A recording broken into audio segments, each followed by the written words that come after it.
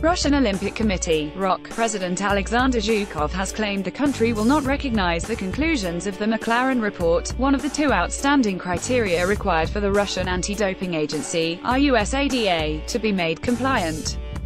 It follows World Anti-Doping Agency (WADA) President Sergei Gredy admitting he would have preferred the ROC's suspension to have lasted longer after it was lifted by the International Olympic Committee (IOC) this week, something he believed would have helped with RUSADA's reinstatement. Russia were suspended and forced to compete under the Neutral Olympic Athletes from Russia, or name at the Pyeongchang 2018 Winter Olympics in South Korea last month due to their systemic manipulation of the anti-doping regime at Sochi 2014. Two failed drug tests by Russian athletes at the Games proved key in the suspension not being lifted in time for the closing ceremony on Sunday, February 25. The ROC suspension was, however, lifted by the IOC on Wednesday, February 28, after the remaining drug tests carried out on all athletes came back negative.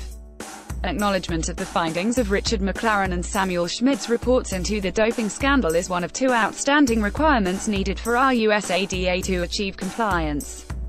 Access to the Moscow laboratory is the second requirement.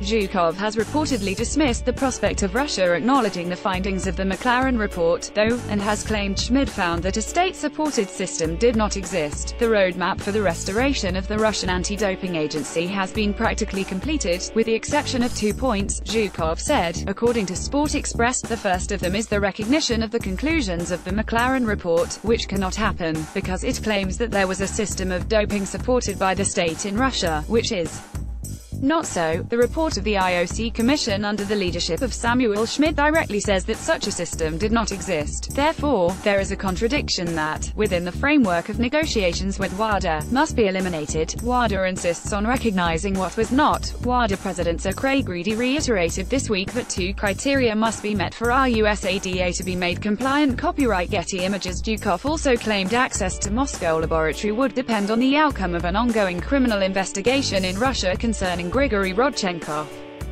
the former Moscow laboratory director turned whistleblower and is now in hiding in the United States. His evidence has largely led to Russia's suspensions from international sport. Zhukov suggested that because Rodchenkov would not return to Russia, the situation was currently unsolved and a solution would need to be found to ultimately give WADA access. RUSADA has been non-compliant since a report revealed systemic doping in athletics in November 2015. They were given a boost in the re-compliance effort after they were allowed to resume testing last June. It would appear, however, that a deadlock remains on the final two criteria.